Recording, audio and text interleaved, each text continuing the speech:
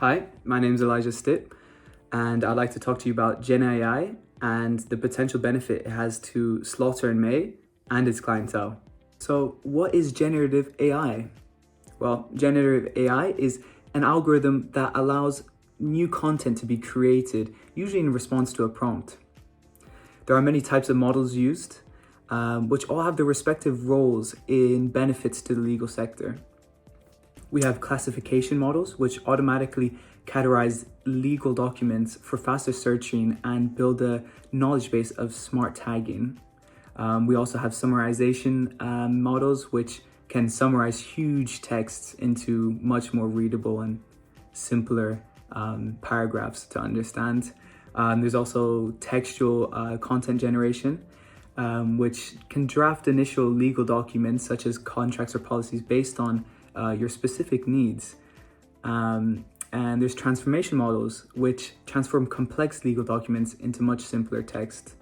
Q&A models, which is your simple question answering models. You ask it a question, it should give you the right response, which usually needs a lot of fine tuning because you'd be surprised how many times GTPs can get questions wrong, as I'll explain later. There's also extraction models, which can look for key details in documents, such as due diligence reports and contract reviews. You'll find the key details that you need.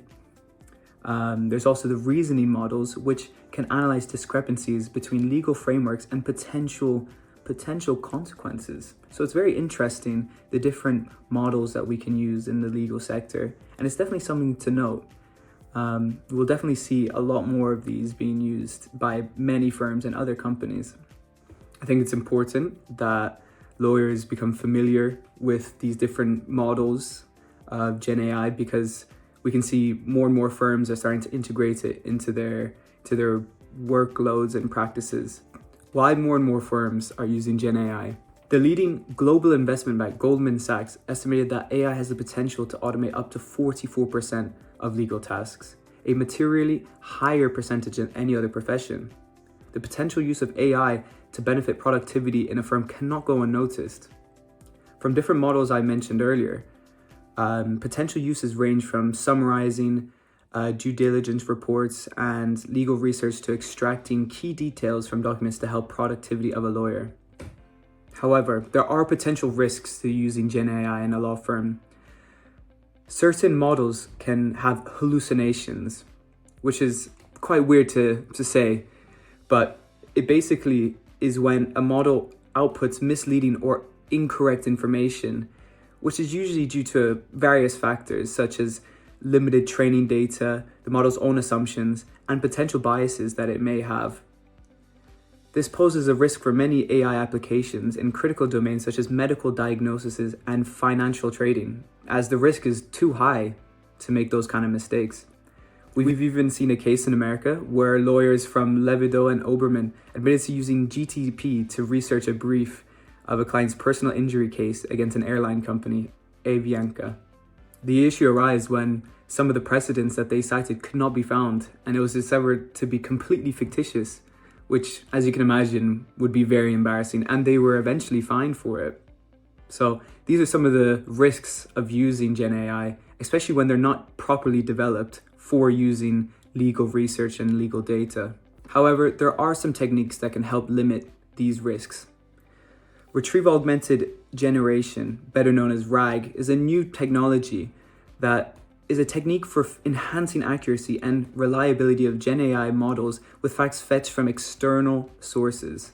Think of it as an external database that the Gen AI would check on to make sure that their answer is not completely made up or wrong, let's just say.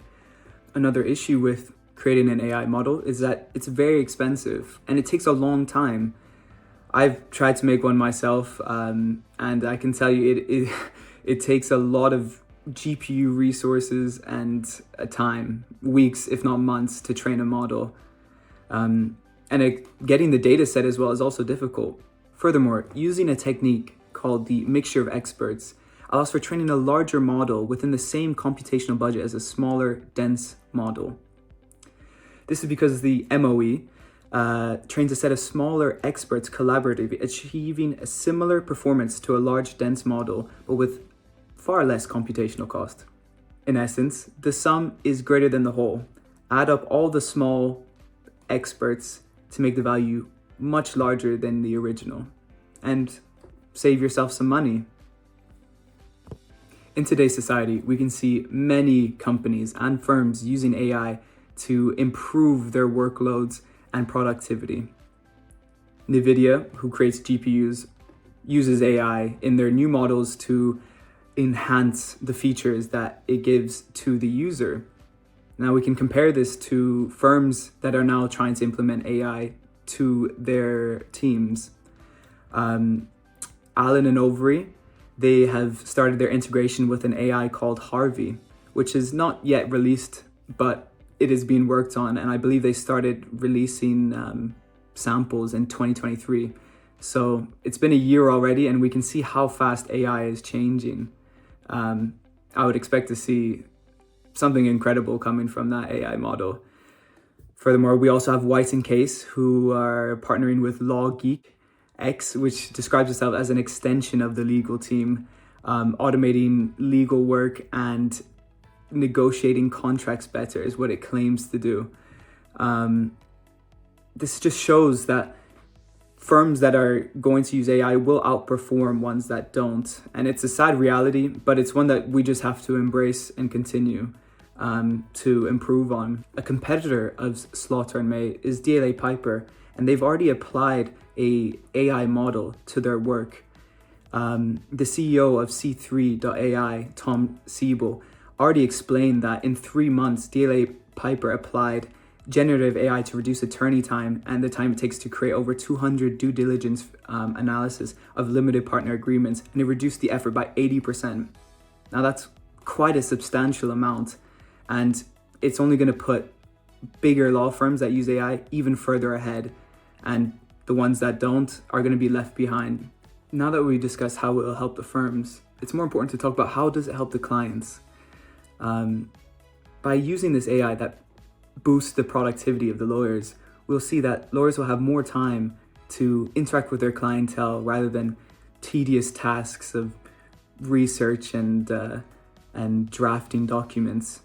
Now, I understand that's a traditional job of a lawyer, but we see it merely just to assist them in the job, not to completely replace it. Using the AI will help lawyers work faster, but also the clients will receive the help that they needed much sooner. And this does open up the question to whether firms would still charge the same price, or they could reduce their prices due to less work having to be put in. However, this could be a benefit. With less costs, this could be much more attractive to potential clients who are maybe off-put by lawyers' costs beforehand. And with more clients comes more money. And obviously for a firm is to generate as much money as possible while also building a good relationship with their clients. I'm sure Slaughter and May already does that. All in all, there is an array of models and techniques that Slaughter and May could use to create their own large language model, or to use a pre-made one such as Harvey AI, which should be releasing in the next year or so. I believe that this would have a huge benefit to Slaughter and May's lawyers, but also their clients, as both will get to work faster and receive what they want sooner. This will also help with building a great reputation with clients, as Slaughter and May is already known for providing excellent work, and now this will just help them do it even faster and with less costs, which opens up more room for profits. I hope this presentation has shown some of the potential benefits and uses of Gen AI at Slaughter and May, and I hope that you use this information to decide whether you want to incorporate AI into your future practices. My name is Elijah Stitt, and I hope this helped.